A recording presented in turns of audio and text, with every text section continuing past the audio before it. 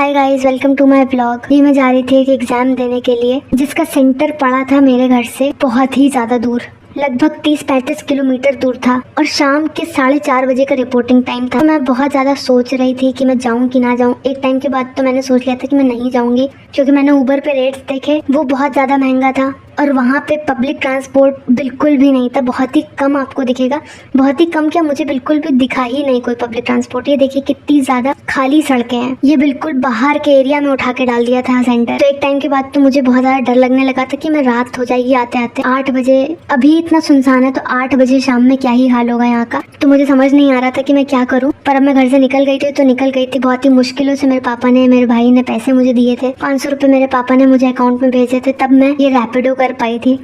और ये सुनसान सड़कें देख करके तो मेरा बहुत ही ज़्यादा दिल बैठा जा रहा था कि दिन में ये हालत तो रात में क्या ही होगा। रात में तो कुछ होगा ही नहीं, मिलेगा ही नहीं कोई कन्वेंस। और ये मैं सेंटर पे पहुंच गई थी। यहाँ पे कई सारे स्टूडेंट्स बैठे हुए थे, उनके पेरेंट्स बैठे हुए थे। 3 शिफ्ट में पेपर था। मैं लगभग 2 घंटे पहले पहुंच गई थी। 4:30 मेरा रिपोर्टिंग टाइम था और मैं 2:30 बजे ही पहुंच गई थी। फिर उसके बाद में मुझे थोड़ी बहुत भूख लगने लगी, तो सबसे पहले मैंने पानी पिया, मैंने और कुछ नहीं लिया था।